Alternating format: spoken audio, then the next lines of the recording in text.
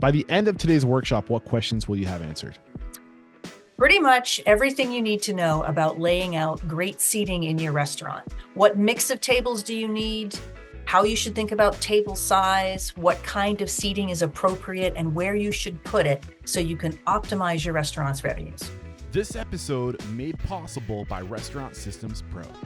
With excitement, allow me to introduce to you today's guest back on the show for part 2 of our 3-part series, Stephani Robson. She is a past Cornell University professor, and she likes to be known as an F&B optimization consultant in her new life. So, Stephani, can't wait to get at it. It's great to be here, Eric. Thanks for having me back. Today we're going to be talking about getting the seating right. But obviously, before we get started, we're going to get that motivational, inspirational ball rolling with a success quote or mantra. What do you got for us today? Well, mine's a little bit different today. It's sort of normally my way of doing things.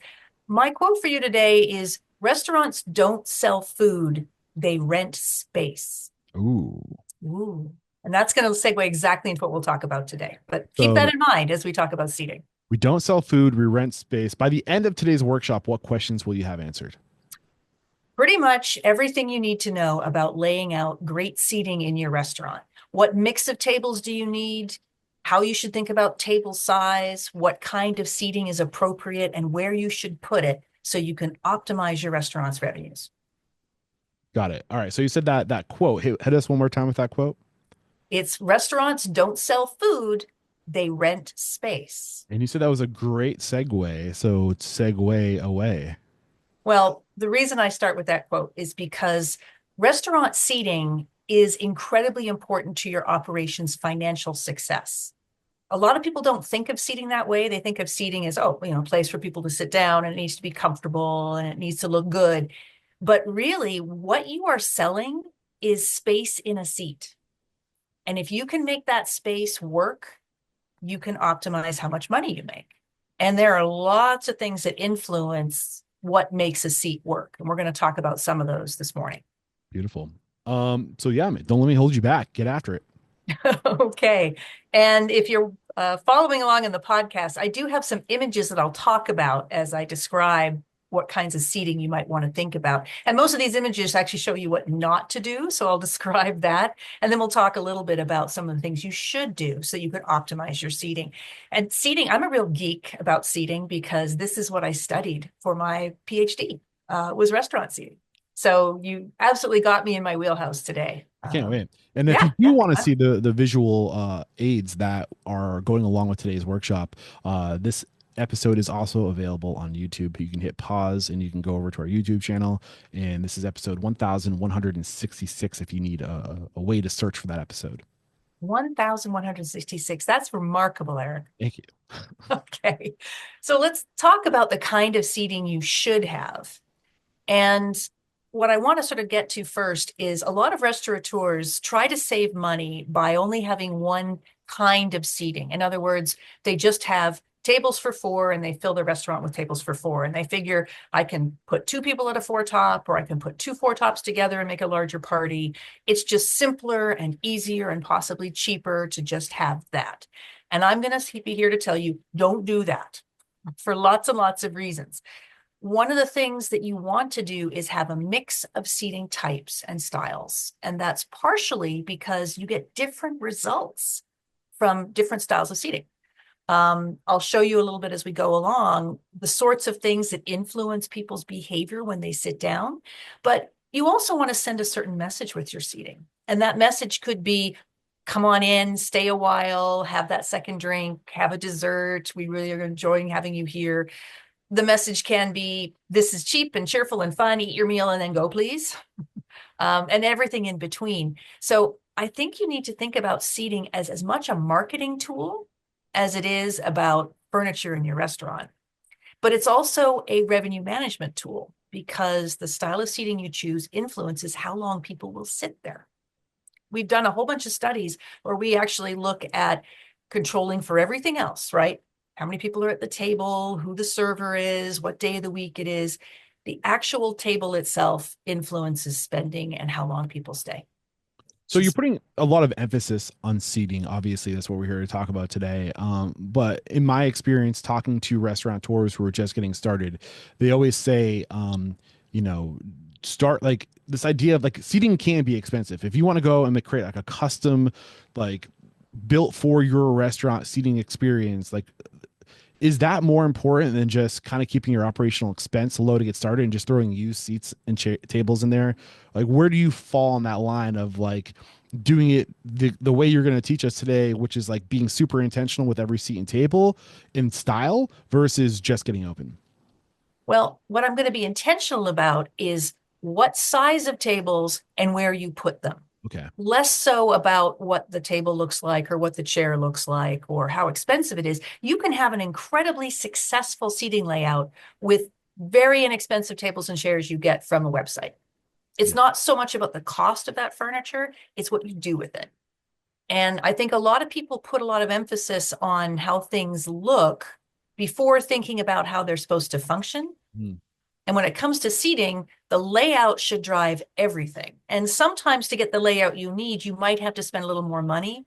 And I'll show you why that is the case a bit later. But yeah, I don't have to have an expensive table or chair to get great results. You just have to put it in the right place.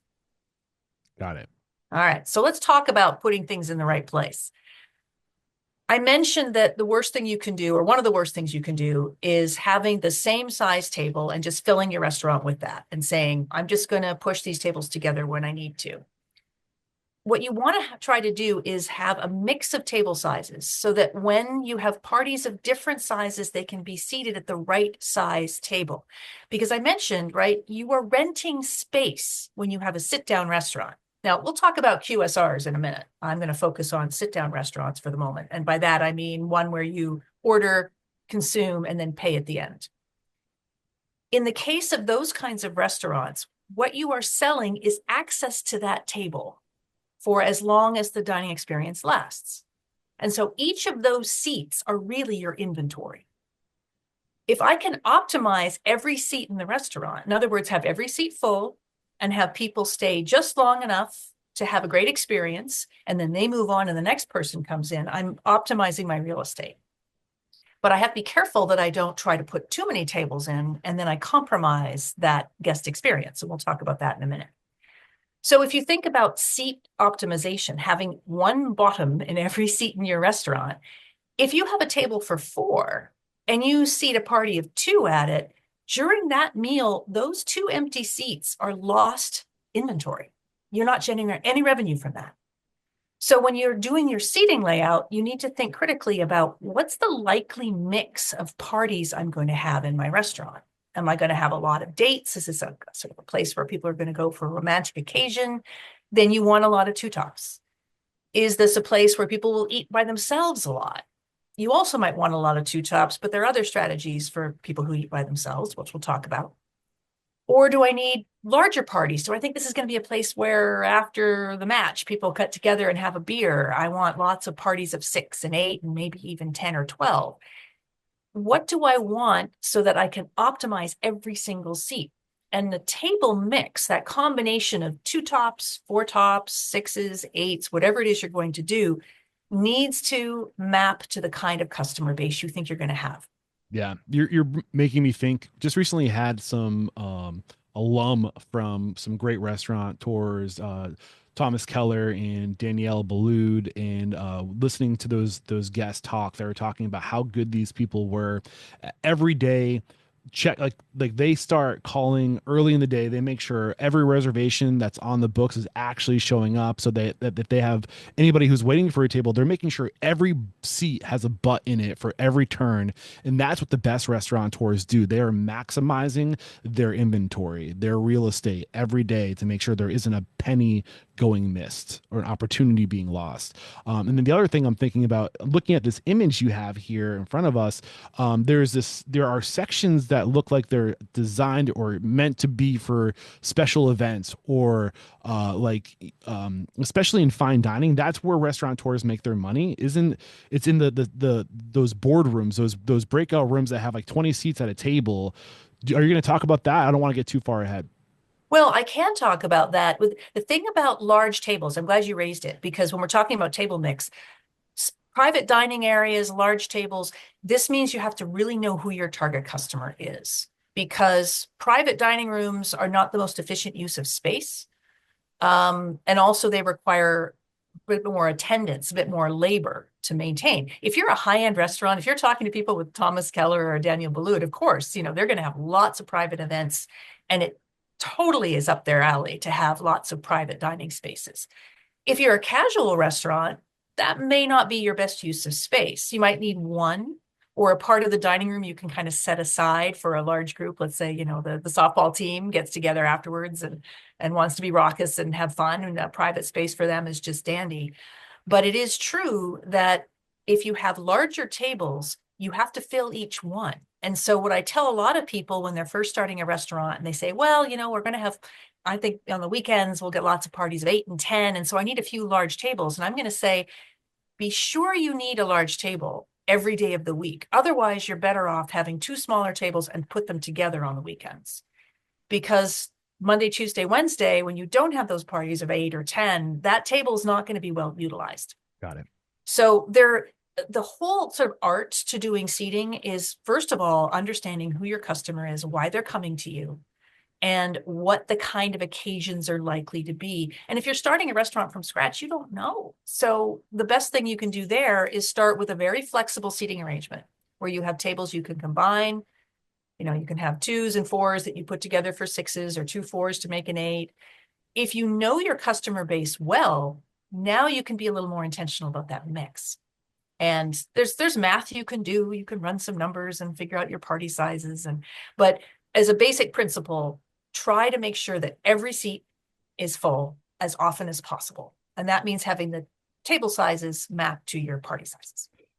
What up, unstoppable restaurant owners and operators? We have to interrupt today's video to let you know that Restaurant Unstoppable and Restaurant Systems Pro, we're taking our relationship to the next level. Beginning in July of 2024, Fred Langley, CEO of Restaurant Systems Pro, is making himself available once a week in Restaurant Unstoppable Network to answer all of your restaurant systems questions, whether it's the profit margins. He will look at your P&L. Bring your P&L. He will take a look at that. He will dissect it. He will help you find your profit, whether that be through budgeting, inventory management, costing recipe cards, labor, checklists, you name it. He is a master on restaurant systems, and he's making himself available to you.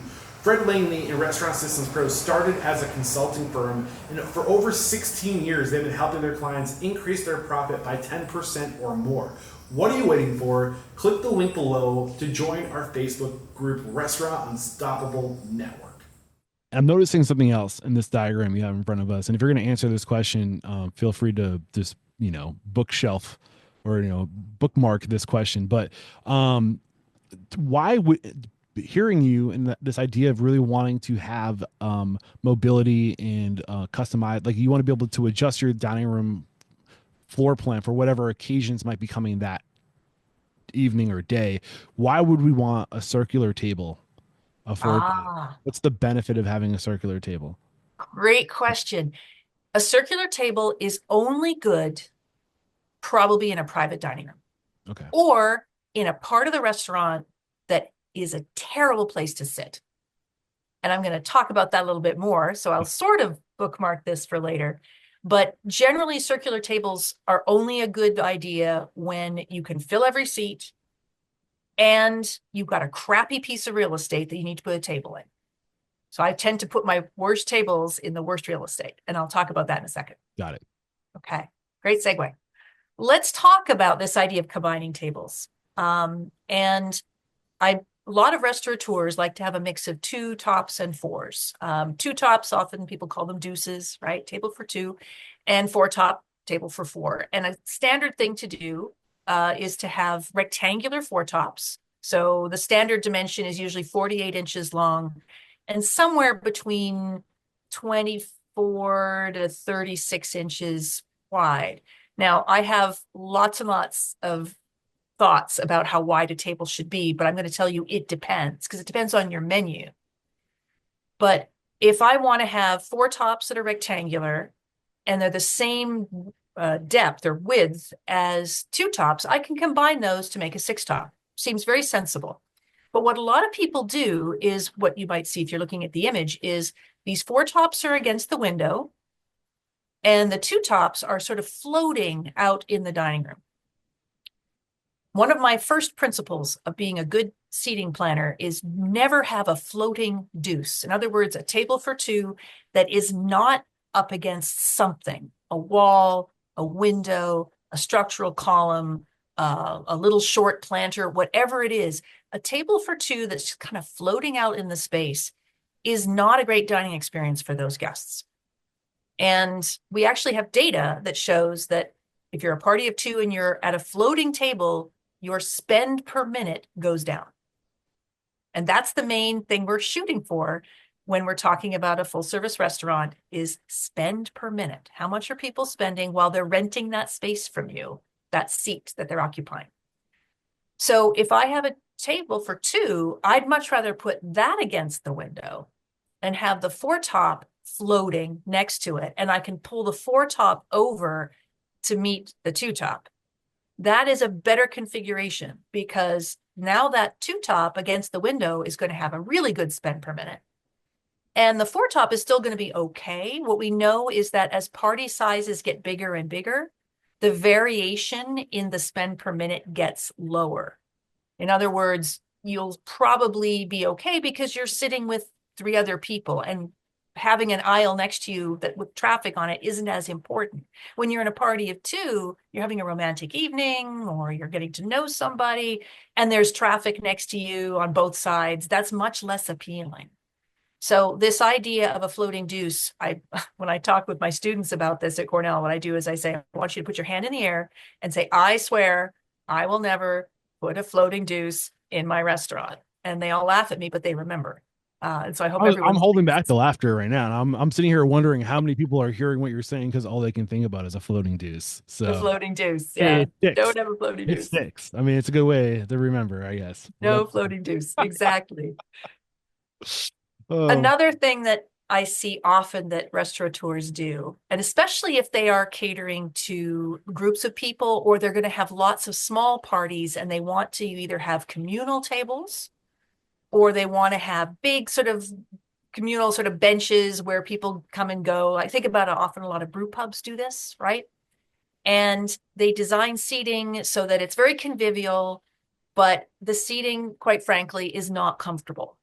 And I know you'll hear stories of people who design seating intentionally to be uncomfortable because they don't want you to stay very long. You know, back to this idea of renting space, they're like, we want you to come for one experience. You know, I'm going to pick on, you know, some of the big chains, McDonald's, for example. QSRs will often do this. They'll make the seating uncomfortable on purpose because they don't want people to loiter. They want you to eat your food and get out. Because they're not making their money on dine in anyway. They're making their money on people going through the drive-through or taking food out. But a lot of restaurateurs make the mistake of putting in seating that is uncomfortable and encourages people to leave when their concept for their restaurant is the exact opposite. Brew pubs often make a lot of their money by people trying all the different beers, right? You either have a flight or you want to have two or three beers. You're not going to drive, right? You're going to be safe. But they design seating that's all wood or it's all stools or it's benches with no backs on them. And if you want people to stay longer, you've got to make them physically comfortable. It doesn't mean they have to be sitting in the lap of luxury, you know, in a huge upholstered chair with people, you know, rubbing their feet and fanning their face.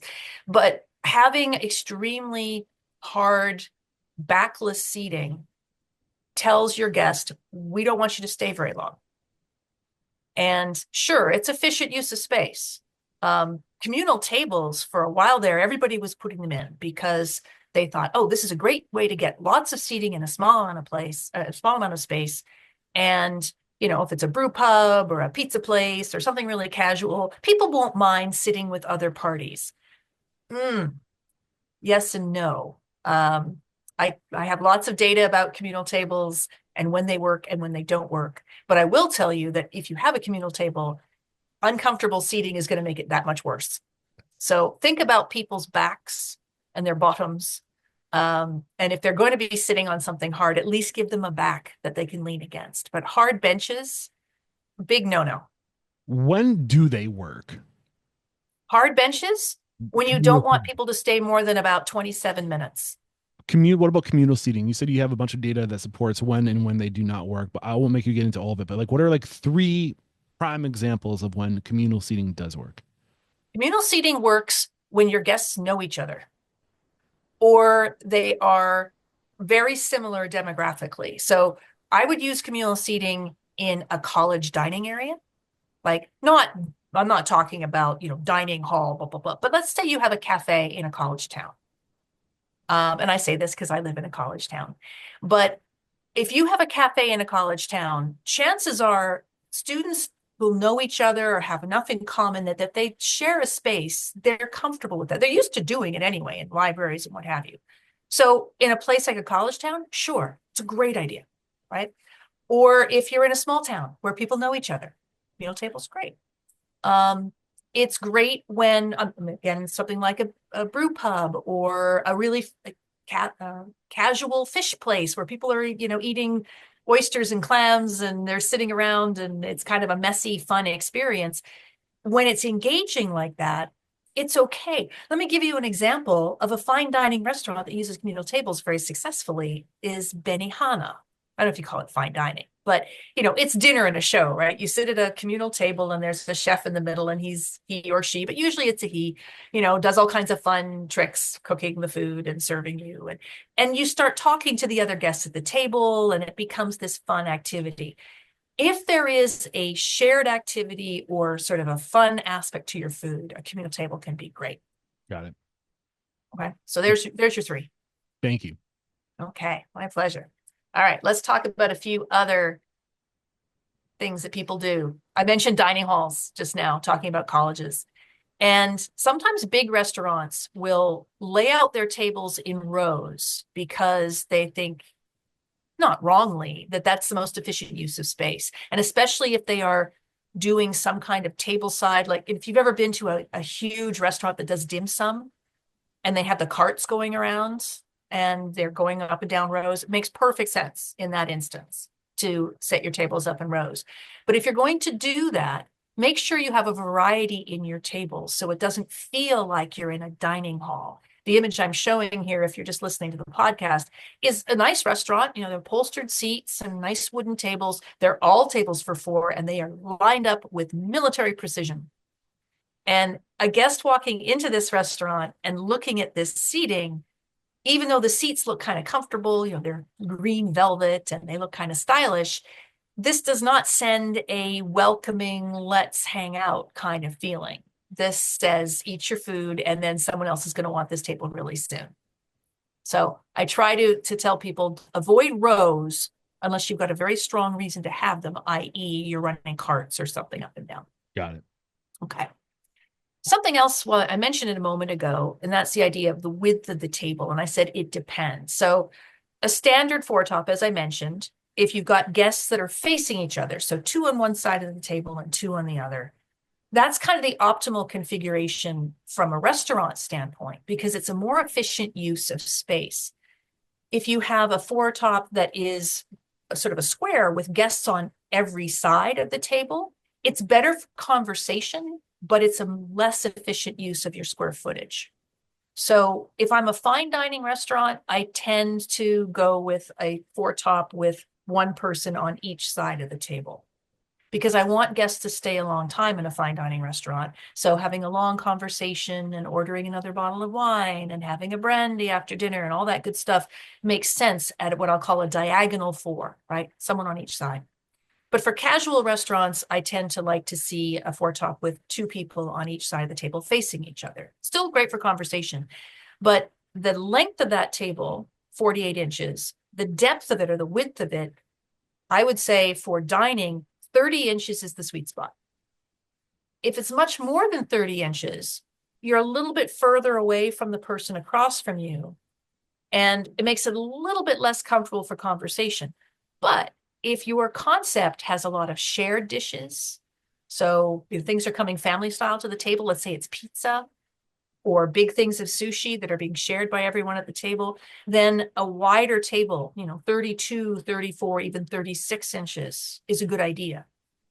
Or if you're doing a lot of flights, you're doing flights of beer or flights of wine, and you're going to have lots of glassware on that table, then yeah, a little more depth makes sense.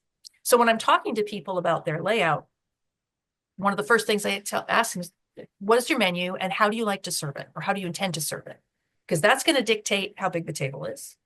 And then tell me about your customers. That's going to dictate the mix of tables. And then only then do we start saying, okay, what does your dining room look like? How can we get the right number of seats in to let those kinds of factors be best supported? What you're serving and who you're serving it to. Thinking about Chinese food right now, and I don't know about you, but American Chinese food, the experience you had growing up, if you went out to eat, it's almost like you order a bunch of different stuff, and everybody has their own plate, and they kind of, there's the poo-poo platter, then there's the fried rice, and then there's a lo mein, and they have all these plates, like dinners, like family style. Yeah. And like when you have that, it's nice to have that extra space because then you're just like trying to figure out. It's like becomes this game of like Tetris of trying to figure out where to put all the food on the table. Well, and that's why a lot of those kinds of restaurants traditionally had big round tables Yep. because it made sense, right? It made sense because you don't tend to go to a restaurant like that by yourself, Yep. right? Typically, you have people coming in parties of 4, 6, 8, 10, right? You start having large groups. So round tables make sense. The old school ones have a lazy Susan in the middle of the table, right? So you can send everything around. Another example of sort of thinking through the dining experience in the table is what I'll call the classic English tea, where you have, in addition to your own little plate and your cup and saucer, because of course you're never going to have a mug, classic English tea, but there's a lot of stuff that has to go on that table. And so having a tiered stand with, the scones on one and the sandwiches and the little petit four at the top, and you've got your tea and all those other things. The tables have to be pretty big, but we also use a 3-dimensional stand for all that product to go on the table. So these are all things that you think through during your concept planning for your restaurant is, how am I going to serve this stuff? And you make a really good point about the sort of classic American style Asian restaurants. They get it, right? That's why they have big tables. Because they have a lot of stuff coming to the table. Yeah.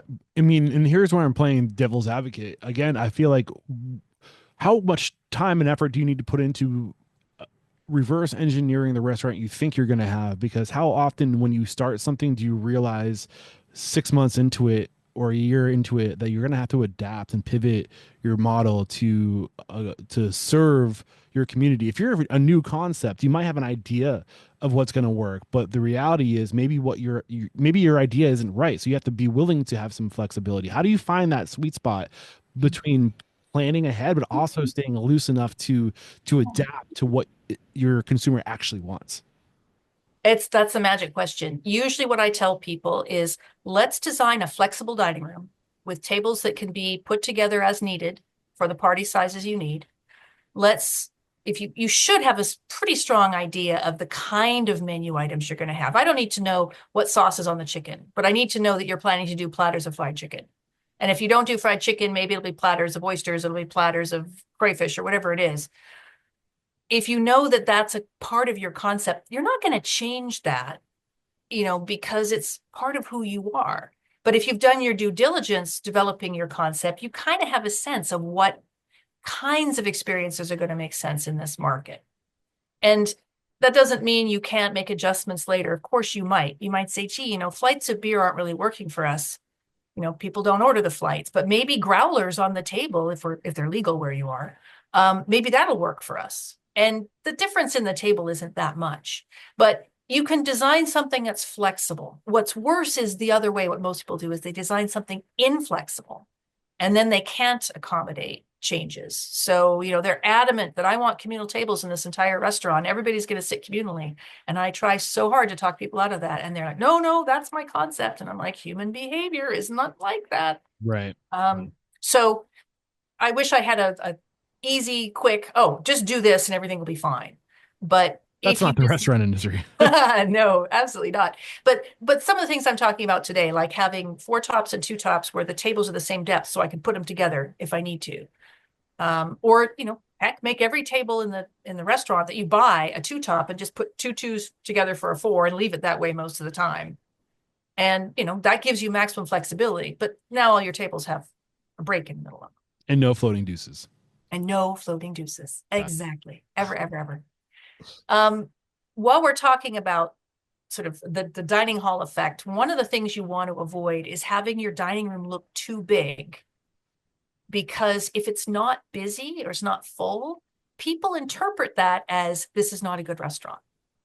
Human behavior is funny that way. We like a place to be busy, but we don't want it to be so busy that we think we're going to have a bad experience. So you want your design to send the message that, look at all these happy people dining, you'll be happy too. And that means you need to sort of break your dining room up into pieces to separate the spaces a little bit. And there's so many ways you can do that.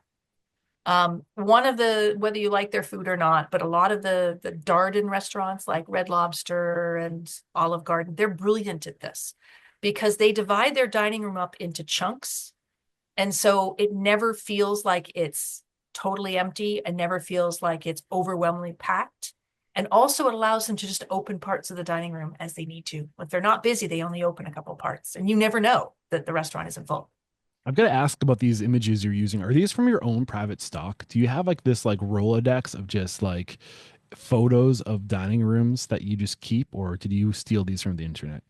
Oh, many of these are taken off the internet, and a few of them are pictures I've taken, but most of them I Google. I'm like everybody else. I know what I'm looking for. I know what example I want to give. And so the images I'm showing here are creative ways that restaurants have broken up the dining room to make it feel less expansive. So you don't see, but there's this funny thing you have to balance is guests want to see. They don't want to be in a little cubby hole where they feel like they can't be seen. We talked about this last week, right? Sight lines. Yeah.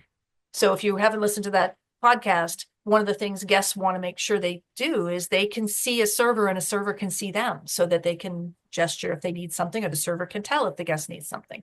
So breaking up the dining room, but in ways that don't hurt sight lines is quite a talent. And what you're seeing here, one is having booths, but they have sort of a sheer curtain behind the back of each booth. So it looks like you're in your own little space, but it's easy to see what's going on. And it makes it feel a little more luxurious. Another trick, the picture that's on the right on my slide is a restaurant in New York City. And New York City, like many cities, the real estate costs are really, really, really, really, really, really, really high. So people tend to put the tables really close together, or they use a lot of communal tables. They do all kinds of things to try to get the most seats in the space they possibly can. But if you have lots and lots of tight seating, guests feel very uncomfortable. But if you can break it up and provide some kind of surface, I'm going to call it an anchor, and you'll see more of this in a minute, something that allows guests to feel like they're up against something, it helps them feel more psychologically comfortable. This restaurant uses just a rack of old wooden spoons, which is cute and sort of gives you the idea that this restaurant serves kind of homey food. It's transparent. You can see across it.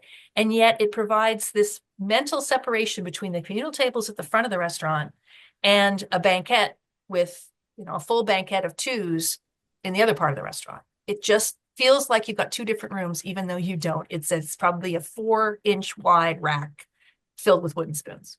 Very And clever. again, if you are feeling FOMO right now, like you want to see these images, we are publishing this to YouTube. While you're over there, please like and subscribe to the channel. It really helps. Thank you. Keep going, Stephanie. Okay. Let's talk about another mistake. This image, I love this image, and I will describe it for you if you're not joining us on YouTube. But this is a fine dining restaurant that spent an enormous amount of money on extremely creative approaches to the ceiling and the walls. The ceiling is all wood and it has these oval cutouts in it with beautiful lighting, and it's beautiful wood and it's beautifully finished. And the walls have all kinds of different sort of bows to them. And again, beautiful lighting, beautiful finishes. And the tables are tables for four with seats on all four sides. So it's more like that diagonal four I talked about. They're doing so much wrong here. You have no idea. So let's start with the tables themselves. So one of the things they've got here are these diagonal fours, but they're spaced very far apart. And I'm sure the designer of this restaurant, maybe the owner too, agreed that they wanted to have a luxurious dining experience and so give people lots of space and they feel like they are more important because they are commanding more real estate. Well, there is something true about in a fine dining restaurant, we have to give people more space, partially because they're going to be there longer, so they've got a bigger, more comfortable chair. These chairs in the image don't look like you want to sit in them for hours and hours. They don't have arms, and they have spindly little legs. So these are not what I'd call luxury chairs. They're probably very expensive chairs, but they are very far apart from table to table. And if you get too far apart, it actually sends a different message. It makes you feel more exposed. It makes you feel a little bit kind of uncomfortable. Like, why am I so far from the next person? Think about restaurants you've been to where you sit down and the next party they seat is at the other end of the restaurant. Think what that would feel like. Is you're the first party and then they sit somebody way the other end. And you'd be like, that's weird, right? And now it might not be weird from the restaurant's perspective, which is I'm trying to balance my stations. And so I don't want, one server to suddenly get 3 tables all at once. But when you have too much space between tables, it actually makes people feel uncomfortable. And so that's one thing that they're doing wrong here is tables are too far apart. Another thing they're doing wrong here with these chairs I mentioned is, again, this is a luxury experience, all wood in the ceiling, hard finishes on the wall. It's a wooden floor. So this is a very noisy restaurant. Even though it might be luxury, there's no tablecloths on the table. So this is kind of a noisy environment. And we'll talk about noise next week when we talk about atmospherics. But with the chairs, if you look at these chairs, they have 4 individual legs, like a chair normally does, but they're very thin. And there's no bracing connecting those legs together. So 2 things are happening here. One is those chairs, when you move them, each leg will vibrate across that floor, right? Think of pulling a chair out across a wooden floor. It makes a noise. Each of those 4 legs is moving individually. So this is a noisy chair when you move it. And the fact that it has no bracing means those chair legs are taking an enormous amount of pressure and they will break over time. They won't be as sturdy. You'll be replacing these chairs frequently. So you asked earlier, Eric, about, spending money up front and, what should restaurateurs do? You don't have to buy an expensive chair, but buy a smart one. In other words, one that has good bracing so that the chair legs are better supported. One that is going to be appropriate for the length of the time the guest is sitting there. So if I have a fine dining experience and people are going to be there for 2.5 hours, give me arms on the chair. Where's the cushion? What cushion? Yeah. And these seats, they don't have any cushioning. And look how low the backs are. If you're listening, the backs of these chairs are about maybe 4 or 5 inches above the height of the table. So if you lean back, let's say you've got a glass of wine in your hand and you're going to lean back and really taste it and sort of enjoy this experience. You don't have any support for your lumbar support of your back. So you've got the edge of the chair is sticking into your back. The designer of this restaurant doesn't understand humans and their behavior, but I think they were designing a restaurant to get in the magazines. And this is where I stole this from. This won a design award, but I bet you it didn't stay open very long. Don't get me started on award culture. Exactly. So spacing of your tables, this was, I mentioned at the start of the podcast, this is what I studied for my PhD, was the spacing between tables and how it affected a restaurant's outcomes. And it was sort of humbling because you're talking to other people who are doing PhDs and they're doing PhDs in really rigorous things. Like we're trying to find a new way to grow corn that is more sustainable and helps more people, and I'm studying table spacing in restaurants. But for us, I think it's important. And so I did a study in a restaurant, a real one, that let me manipulate the distance between tables and see what happened. And first you think, well, yeah, that doesn't sound too hard. Finding a restaurant that A, would let me do this, and B, would let me control everything I needed to control was the hard part. But if you're looking at this on YouTube, you'll see a picture of the restaurant I used, which alas is no longer with us. It wasn't because of my seating manipulations, but this is a restaurant in New York that had one of its dining rooms was all tables for 2, which is flexible, right? They could combine the tables or pull them apart as they needed to. And it's New York City, so those tables are pretty close together. But they had 2 rows of tables for two. So I could manipulate one row and keep the other one consistent. And that's important when you're trying to make some kind of conclusion about the effects of making a change, right? I've got to have a control. So this restaurant allowed me to do it. And big shout out to a restaurant called Public for letting me play with them.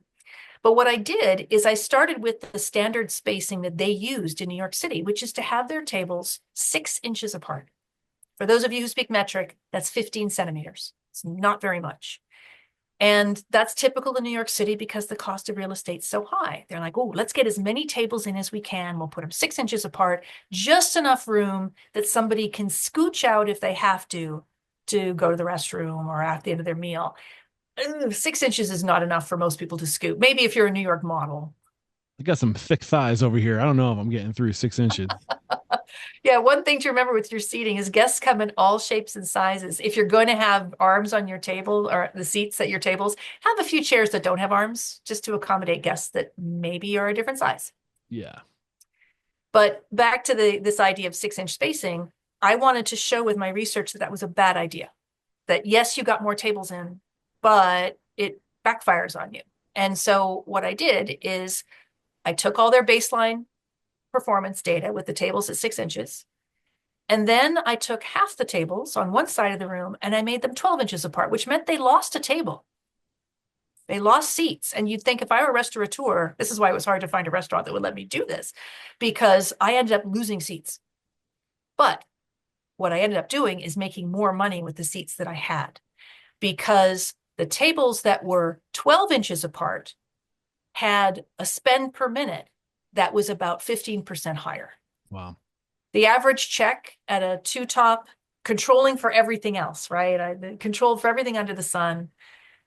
The average check at a 2-top when the tables were 6 inches apart was $63.56. The average check of the same conditions, except the tables are now 12 inches apart, was $72.50. And the guests stayed a little bit longer as well. They stayed 102 minutes when the tables were 6 inches apart and 110 minutes when they were 12 inches apart. So you look at average check and how long people stayed together to get that spend per minute. You just multiply those two things together. But it's spend per minute that's so important. Now, the logical question is, well, wait, if I put tables close together and my spend per minute goes down, but does that affect what guests think about the table? Right. So one of the things I did is ask people what they thought about their dining experience. I didn't want to point out that, hey, your tables are really close. What do you think about that? Instead, I was a little more subtle and just asked a bunch of questions about their dining experience and would they be willing to come back and would they be willing to recommend this restaurant to someone else? And I asked the same questions when the tables were 6 inches and when they were 12 inches. And there was no significant difference in people's rating of their experience. I even asked them, did they think their tables were a bit too close together? And yeah, the people at 6 inches thought they were a little closer, but statistically, there was no difference between those two conditions. So what this told me as a designer is it's okay to lose a couple of seats if you can get that higher spend per minute, because you'll end up with a happier guest. And happy guests come back. Happy guests say nice things about you on Yelp. Happy guests tell their friends. What up, unstoppable restaurant owners and operators? We have to interrupt today's video to let you know that Restaurant Unstoppable and Restaurant Systems Pro, we're taking our relationship to the next level. Beginning in July of 2024, Fred Langley, CEO of Restaurant Systems Pro, is making himself available once a week in Restaurant Unstoppable Network to answer all of your restaurant systems questions, whether it's the profit margins. He will look at your P&L. Bring your P&L. He will take a look at that. He will dissect it. He will help you find your profit, whether that be through budgeting, inventory management, costing recipe cards, labor, checklists, you name it. He is a master on restaurant systems and he's making himself available to you. Fred Langley and Restaurant Systems Pro started as a consulting firm, and for over 16 years, they've been helping their clients increase their profit by 10% or more. What are you waiting for? Click the link below to join our Facebook group, Restaurant Unstoppable Network. I think the restaurateur mind immediately goes to, well, I'm losing a table, which isn't good. And then the duration of each table is longer. So am I potentially losing a turn too? And now, I mean, I think that's the gut instinct, but 8 minutes difference, is that going to be enough to really make you lose a turn of that table? Probably not. Probably not, but it's a great question to ask. And the one thing you didn't include in your analysis there is that I made more money off Right. the table. So yeah, 8 minutes, if you're probably not going to lose a turn, but it brings back to this issue of talking about how you want to run your restaurant when you're doing the design.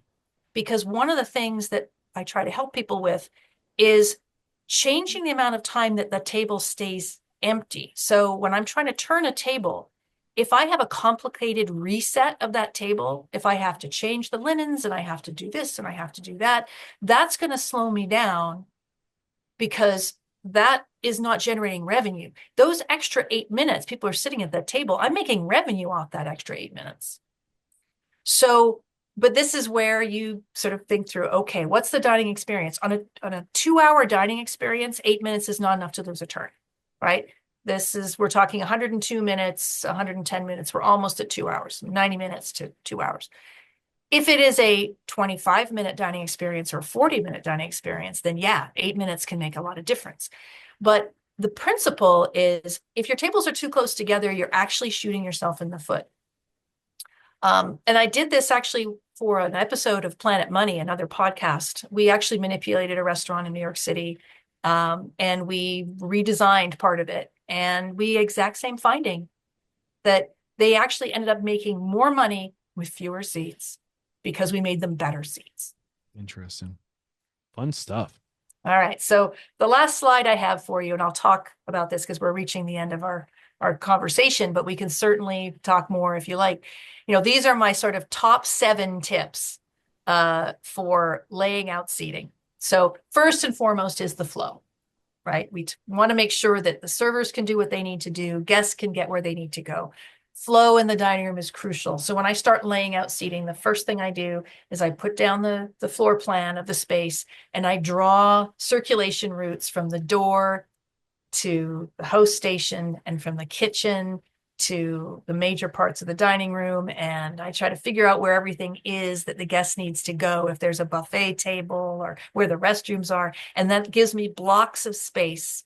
And then those blocks of space, now I start thinking about what kind of seating should go in there. But the flow is crucial. Consider sight lines. We talked about these last week, making sure the guest can see enough of the restaurant to get a sense of what it's like and what to experience, that they can see servers and servers can see them, that the host can see tables so that the host can monitor what's happening in the dining room so they can make sure that they're keeping things moving. Table mix is my next one, right? So we talked about that earlier, making sure you have the right mix of tables for 2, tables for 4. If your restaurant caters to large groups and you have lots of shared food, yeah, go ahead and put that round in. I try to stay away from rounds generally because you can't combine them to make a different size table. But you might be familiar with something called a flip 6. I don't know if you've ever seen these. No. It's a table for 4. It's a diagonal table for 4, so one person on each side, but it has leaves that are semicircular, and you can flip them up, and now you can make a large round table. Got it. So gives you flexibility. I like to sort of create zones for my seating. So rather than having all the same kind of seating and all laid out exactly the same way, I might have an area that has some booths and another area that has some floating tables, but not 2 tops. I like to anchor my deuces. So again, no floating deuces. Anchoring just means it's up against something. So a window, a wall, structural column, something. No 2-top should be floating where it's not up against something, because you want the guests sitting at that table to only have traffic on one side. If you have traffic on both sides, it ends up being a very uncomfortable experience. I always try to put my largest tables in the worst, most high traffic locations. Because if I'm a party of 6 or a party of 8, I'm really happy just to be together. So I can have servers flowing back and forth from the kitchen right by my table. I don't really care because I'm in my group. A lot of restaurants will say, oh, I'll put a party of 8 in a private dining room, and the private dining room might be tucked away in a corner. Well, that's a lot of travel for your servers to go back and forth to serve that party of 8. So your servers will appreciate the larger tables being close to the kitchen. And as I said, most guests don't care if they're right by the kitchen, if they're at a large party table.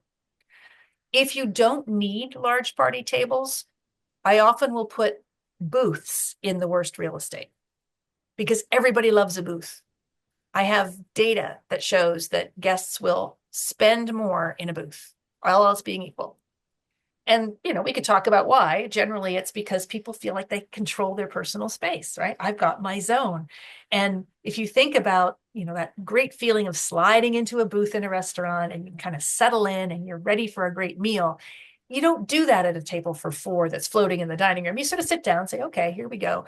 But a booth, it kind of wraps its arms around you. It's a hospitable place to sit. So if you've got a crappy part of your dining room where there's a lot of traffic in and out of the kitchen and it's just not a great environment, put booths there. Guests will love them and you'll actually see better revenue than if you put, a floating four top or even a six. And then finally, back to sight lines, but I try to avoid any seat being able to see the entrance to the restrooms. I don't mean an entrance to a hallway to the restrooms. That's okay. But I don't want to be able to see directly into a restroom. So when someone opens the door to that restroom, that a guest in my dining room can see. Yeah. We never want to do that. Definitely don't want to be within earshot either. No. So where the restrooms go, that's another conversation. But these are kind of my 7 basic principles of great seating. Beautiful. And we can address more of this if you want to. Or we can talk more about the science, or we can take questions from the floor, whichever you'd like to do. I think we can take questions from the floor, but before we do that, we just got to wrap it up for the listeners on the podcast. So this is part 2 of our 3-part series. Stephani, I think as we're listening to this, the day is February 24th.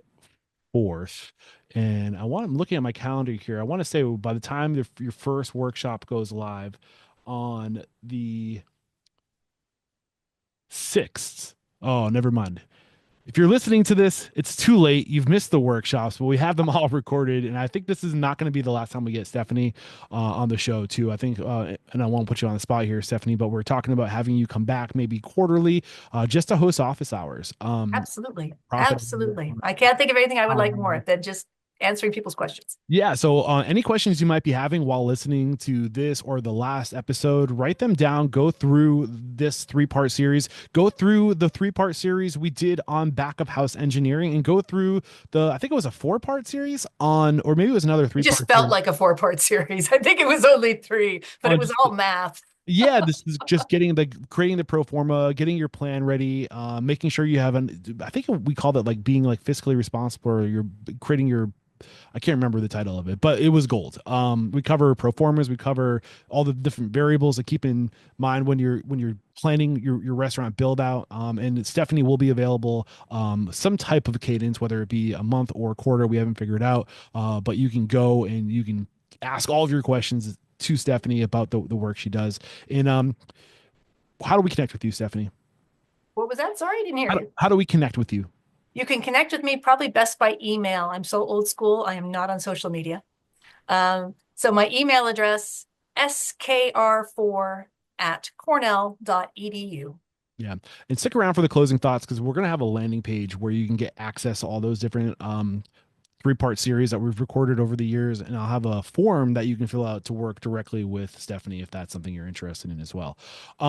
So now, before we go, I mean, you've been so great giving me these amazing leads over the years too. I have reached out to, I think was it Sean? Sean last week, Sean Willard. Yeah, I've reached out to him. I'm hoping to hear back. I just reached out yesterday, so I haven't heard back, but we're going to try to do a workshop around menu engineering and his business, menuengineers.com. Who else you got for me?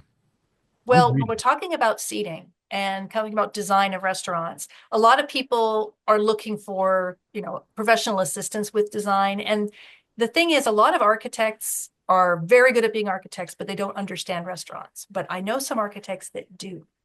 and they really understand restaurants, and therefore they help you have an optimal dining space. And for the ones that focus on other parts of the dining experience, like bars and so on, they'll help you there too. One of them is a guy named Glenn Coben, and Glenn, his architecture firm is Glenn and Co. He's based out of New York. He's worked with lots of famous chefs, and he's also worked with lots of sort of, I would say, startup restaurateurs. But Glenn is one of the people who really understands everything we've been talking about today. He gets it that the seating isn't about what it looks like, it's about how it performs. And then the looks on top of that are important, but he totally understands. And he speaks restaurateur, right? Yeah. He knows what you're trying to achieve, which is a viable business that makes people feel great. All right. So as I said, there are lots of architects out there, and many of them understand restaurants, many of them do not. Right. So you be careful of who you select. But if you wanted to talk to someone who really understands these, Glenn is a good guy to do so. Look out, Glenn. I'm coming after you. I'd love to get you on the show. And now is when I say thank you so much, Stephanie. Always love collaborating with you. And we have one more on the heels of this one next week. We'll see you next week. There is no questioning, my lady. You are unstoppable. And now let's open it up for Q&A.